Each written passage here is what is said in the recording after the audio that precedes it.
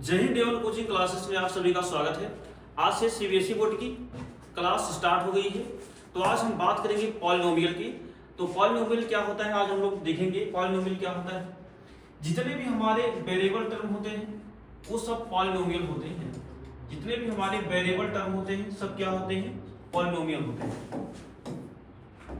जैसे जितने भी एक्स वाई जेड होते हैं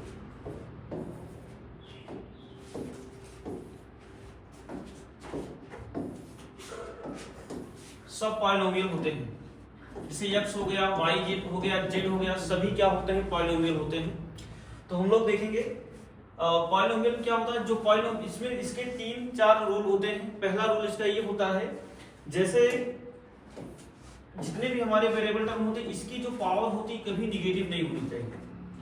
अगर इसकी पावर निगेटिव होगी तब ये पॉलिनोमियल नहीं होगा। अगर दूसरा इसका रूल क्या होता है, अगर वेरिएबल रूट में आ गया, जब वेरिएबल रूट में आता तब भी क्या होगा, ये भी तब भी पॉलिनोमियल नहीं होगा। और तीसरा पॉइंट क्या होता है, अगर ये वेरिएबल की पावर क्या आ जाए, अगर वेरिएबल की पावर इसमें आ जाए, अगर फ्रिक्शन में आ जाए तब ये क्या होता है, पॉलिनोमियल नहीं होता है। यानी पॉलिनोमियल होने के लिए क्या होता है कि इसके 3 कंडीशन हमको देखना पड़ेगा। पहला पॉइंट, वेरिएबल की पावर नेगेटिव नहीं होनी चाहिए। सेकंड पॉइंट क्या है, वेरिएबल रूट में नहीं होना चाहिए। और थर्ड पॉइंट क्या है, वेरिएबल फ्रिक्शन में नहीं होना चाहिए। तो अगला पॉइंट अब हम देखेंगे इसमें। अब हम लोग पढ़ेंगे वेरिएबल क्या होता है। जितने भी हमारे एक्स वाई जेड होते हैं सब वेरिएबल टर्म कहलाते हैं। जितने भी हमारे एक्स वाई जेड होते हैं सब क्या होते हैं, वेरिएबल टर्म कहलाते हैं।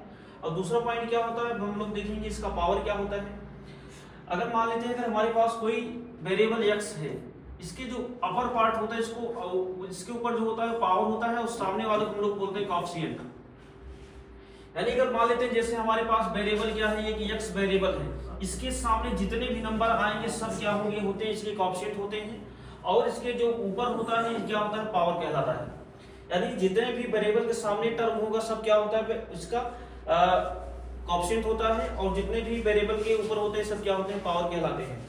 अगला पॉइंट क्या है, जैसे अगर हम लोग देखेंगे इसमें, अगर हम लोग देखते हैं इसमें दिया गया है जैसे -3x² दिया गया है, जिसमें सबसे पहला पॉइंट हम लोग क्या पता करेंगे, हम लोग देखेंगे जितने भी वेरिएबल के सामने क्या है -3 दिया गया है, तो इसमें वेरिएबल का कोएफिशिएंट कितना रहेगा, -3 रहेगा। और अगर इसमें पावर की बात करेंगे तो पावर कितना आ जाएगा, 2 आ जाएगा। यानी जैसे अगर हमारे पास यहाँ एग्जाम्पल है, एग्जाम्पल दिया गया है x की पावर -3 ये दिया गया है। तो हम लोग देखेंगे क्या ये पॉलिनोमियल है। पहला पॉइंट हम लोग इसमें ये देखेंगे कि x की जो पावर दी गई है ये माइनस में, इट इज नॉट पॉलिनोमियल। दूसरा पॉइंट, अगर हम लोग इसमें वेरिएबल चेक करेंगे कि इसका कोएफिशिएंट कितना है। अगर कोई चीज सिंगल लिखा गया होता है जान लीजिए उसमें 1 छिपा होता है। यानी x का जो कोएफिशिएंट है यहाँ पे 1 दिया गया है, अगर इसकी पावर की बात करेंगे तो क्या होगा, -7 होगा। जैसे अगर मान लेते हैं 3/7 x की पावर 5 गिवन है, तो यहाँ अगर हम बात करेंगे पावर की तो यहाँ वेरिएबल की पावर कितना दिया गया है, 5 दिया गया है। अगर इसमें हम लोग किसकी बात करेंगे, अगर बात करेंगे कोएफिशिएंट की, तो यहाँ जो कोएफिशिएंट होगा क्या हो जाएगा, 3/7 हो जाएगा। अगला पॉइंट हम लोग इसमें देखेंगे, अगला हम लोग जानेंगे लीनियर पॉलिनोमियल क्या होता है। ऐसा पॉलिनोमियल जिसमें केवल एक ही वेरिएबल टर्म होता है उसी को हम लोग क्या बोलते हैं, लीनियर पॉलिनोमियल कहते हैं। जो लीनियर पॉलिनोमियल होता है इसमें एक ही वेरिएबल होता है और इसके साथ क्या होते हैं, कांस्टेंट होते हैं। यानी अगर जब हम बात करेंगे लीनियर पॉलिनोमियल का, हमारा अगर इक्वेशन पूछा जाए तो होता है ax + by + c। ये हमारा क्या है, लीनियर पॉलिनोमियल के हमारा क्या होता है, ये इक्वेशन होता है।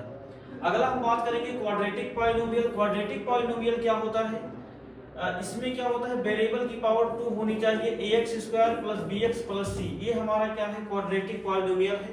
अगर जब बात की जाए आपसे क्वाड्रेटिक पॉलिनोमियल की इक्वेशन बताइए, आप बताएंगे ax² + bx + c। क्वाड्रेटिक में वेरिएबल की पावर 2 होना चाहिए, यानी 2 होना चाहिए, ना 2 से कम होना चाहिए और ना ही 2 से क्या होना चाहिए, ज्यादा होना चाहिए। यानी इसका हमेशा 2 ही होगा, तब जान लीजिए क्या हो जाएगा, हमारा वेरिएबल क्वाड्रेटिक पॉलिनोमियल होगा। अब हम बात करेंगे क्यूबिक पॉलिनोमियल की। क्यूबिक पॉलिनोमियल क्या होता है? इसका जो इक्वेशन होता है ax cube plus bx square plus cx plus d, ये हमारा क्या है? क्यूबिक पॉलिनोमियल है। क्यूबिक पॉलिनोमियल में क्या होता है? जो हमारा वेरिएबल होता है इसकी पावर 3 से ज्यादा नहीं होना चाहिए, न 3 से कम होना चाहिए। ये हमारा क्या है? क्यूबिक पॉलिनोमियल का ये इक्वेशन है। अगला हम पॉइंट बात करेंगे, अब हम बात करेंगे इसमें y, जैसे अगर हमारे पास कोई ग्राफ दिया गया है x और y, x y पर अगर कोई ग्राफ दिया रहेगा तो अगर इसमें पूछेगा, अगर x एक्सिस वाला पूछता है नंबर ऑफ जीरोस बताना रहेगा, यानी जितने भी फैक्टर करेंगे हम लोग, जितने भी, जिससे हम लोग फैक्टराइजेशन करते हैं क्वाड्रेटिक इक्वेशन का, तो उसमें हमको 2 रूट मिलता है। तो जैसे अगर हम मान लेते हैं हमारे पास यहाँ कोई एक इक्वेशन है, अगर हम मानते हैं हमारे पास कोई x स्क्वायर माइनस 9, ये हमारे पास क्या है? कोई इक्वेशन है, क्वाड्रेटिक इक्वेशन है। अगर इसका हम फैक्टर करेंगे x square minus 3d square होगा, तो यानी इसका फार्मूला होगा एक ब्रैकेट में a प्लस बी और एक ब्रैकेट में क्या होता है? a माइनस बी होता है। अगर इसका हम लोग वैल्यू निकालें तो क्या होगा? अगर if x minus x plus 3 equal to 0 let करेंगे, x इक्वल टू माइनस 3 आएगा। इफ यहाँ देखेंगे x minus 3 equal to 0 let करेंगे, x इक्वल टू क्या आएगा? 3 आएगा। तो इसमें जो हमारा रूट आएगा, रूट मतलब होता है इसके कितने फैक्टर हो रहे हैं? माइनस 3 कामा 3, तो यही हमारा क्या है? जीरोज। इसी रूट को हम लोग क्या बोलते हैं? जीरोज बोलते हैं। यानी फैक्टराइजेशन करने पर जितने वैल्यूज हमारे आते हैं उसी को हम लोग क्या कहते हैं? जीरोज कहते हैं। अगला पॉइंट अब हम लोग समझेंगे। अब जैसे अगर हमसे कह दिया गया कि ग्राफ में आप जीरोज बताइए, नंबर ऑफ जीरोज कितने होंगे, तो हम लोग जानते हैं इसमें क्या होता है? ग्राफ में क्या होता है? ग्राफ में हमारे पास 2 एक्सिस होती हैं, एक एक्स एक्सिस होता है, एक वाई एक्सिस होता है। एक्स एक्सिस का जो मतलब जो स्टार्टिंग पॉइंट एक्स एक्सिस का जो होता है, एक्स से लेकर एक्स डैश तक होता है, और जो वाई का स्टार्टिंग पॉइंट होता है वाई से लेकर वाई डैश तक होता है। अगर आपसे कहा जाए कि आप एक्स एक्सिस पर जीरोज बताइए, नंबर ऑफ जीरोज बताइए, तो एक्स एक्सिस पे नंबर ऑफ जीरोज आपसे कहा जाए तो क्या होगा? नंबर ऑफ जीरोज एक्स से लेकर, तो एक्स से लेकर एक्स डैश तक हम लोग देखते हैं। तो अगर एक्स से लेकर एक्स डैश तक देखेंगे तो नंबर ऑफ जीरोज क्या होगा? नंबर ऑफ जीरो 3 होगा।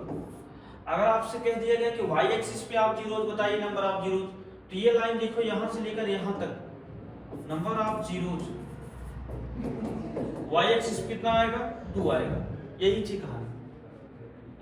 अगला टॉपिक अब हम लोग समझेंगे, जैसे अगर हमको यहाँ क्वाड्रेटिक पॉलिनोमियल दिया रहेगा, इस क्वाड्रेटिक पॉलिनोमियल को हम लोग वेरीफाई करने के लिए यहाँ पे हम लोग 2 जीरोज हम लोग क्या करेंगे? लेट करेंगे। तो फर्स्ट जीरोज हमारा अल्फा होता है और सेकंड जीरो जो हमारा होता है ये बीटा होता है। अगर इसकी बात आएगी सम ऑफ जीरोज क्या होता है? सम ऑफ जीरोज होता है, इसका जो फार्मूला होता है माइनस कोएफिशिएंट ऑफ x होता है upon coefficient of x square होता है। तो हम लोग यहाँ चेक करेंगे, जो हमारा कोएफिशिएंट ऑफ x का कोएफिशिएंट यहाँ कितना गिवन है? माइनस b है। माइनस अगर फार्मूले हम लोग माइनस लगाएंगे, कोएफिशिएंट ऑफ x हमारे पास क्या है? b है, और कोएफिशिएंट ऑफ x स्क्वायर क्या है? a है।